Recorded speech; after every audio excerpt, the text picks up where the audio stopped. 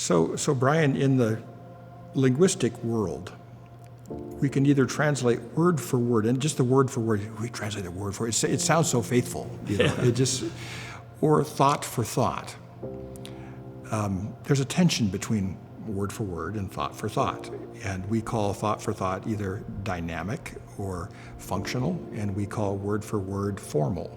Literal, yeah. Literal. And even that's tricky because I believe the Bible's literally true. Even if it says Jesus is the Lamb of God, that's true. It's just symbolically true. Right. It doesn't mean I don't believe in a literal Bible. So that word's slippery too. Yeah.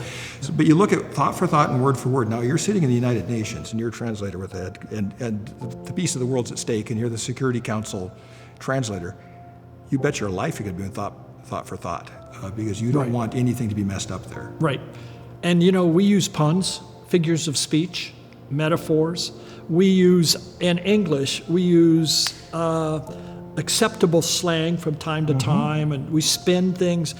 And there's humor and there's texture to what we say.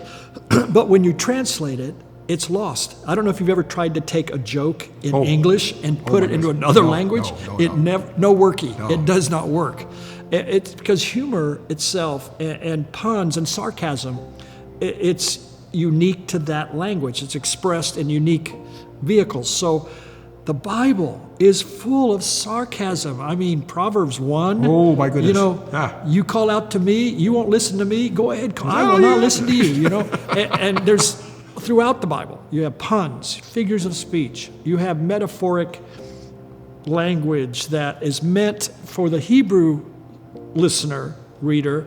Oh, they get it. But when you try to put it across in receptor language, it's lost in translation.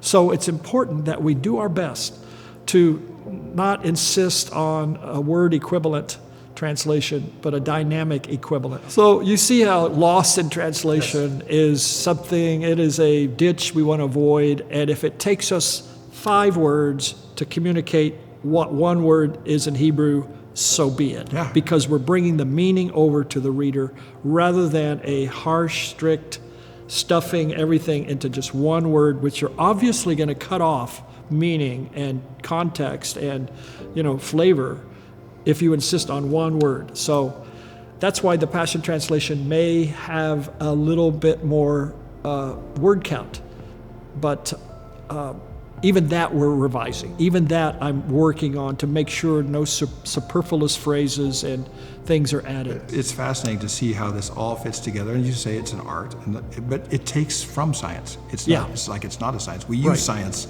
of course, to try to get the art going, and we want to balance that as best we can. And I know that from reading your translation that you're absolutely passionate. You talk a lot about, I want it to be heard and I want it to be understandable, but I've never met anyone who's passionate about what it really meant either. So you're really going after, I'm going after like the meaning. ad fontes, go after the fonts. Yes. Go after the sources. And yes. You've got that too. And so that's no little thing. It's so hard to translate what you don't understand. If you don't understand something, how are you going to translate it? So that's why I want to be a student and a scholar of God's heart, not just words on a page. I want to know, why are you saying this, God? What is your intent? What's your purpose? What do you really want us to get?